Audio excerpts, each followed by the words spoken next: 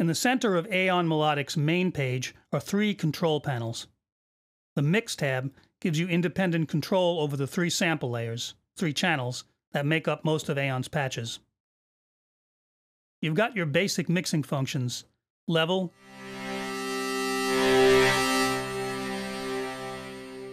panning,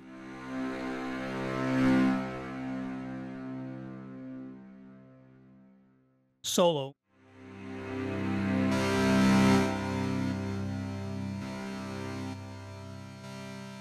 and mute for each layer.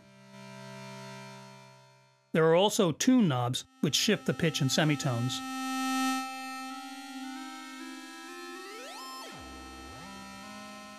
Or, if you hold down the Shift key, in Sense.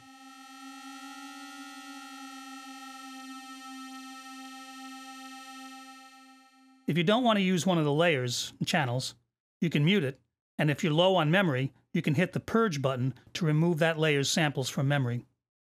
This is probably less critical nowadays, but it could come in handy.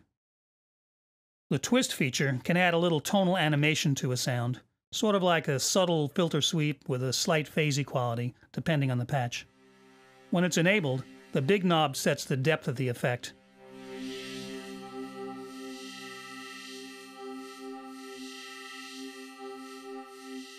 Tone adjusts the overall character,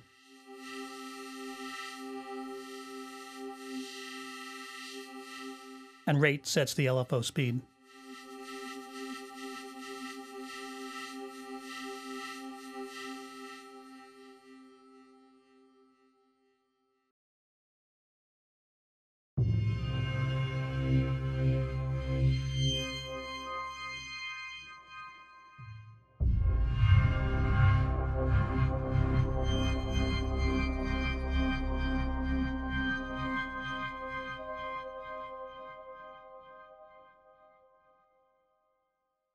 The Punish knob dials up compression and a little saturation.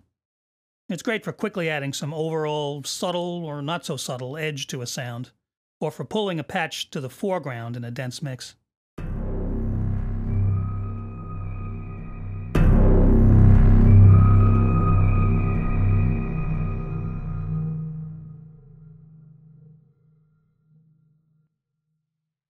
On the right, you have independent volume envelopes for each of the 3 sample channels.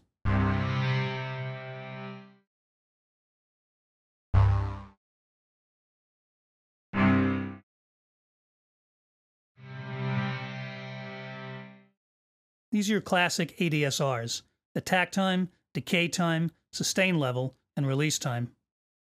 I assume most people are familiar with the ADSR parameters, but just in case, a quick reminder. When you play a note, attack sets the time it takes for the level to go from off to maximum level.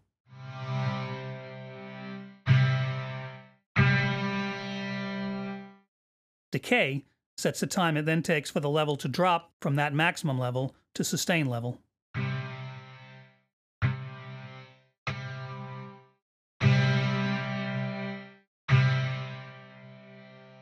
Sustain is the level maintained as the note continues to sound.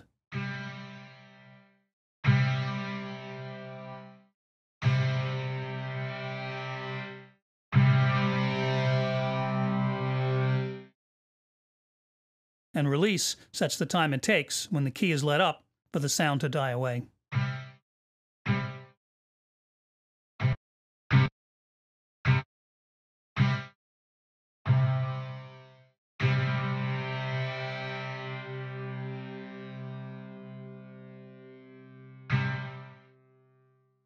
For convenience, you can link all 3 envelopes, which then all take on the values you dial up in link mode.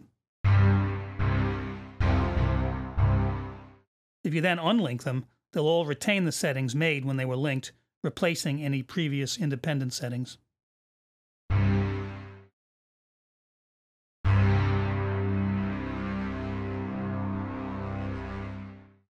Next up, I'll go through the master effects.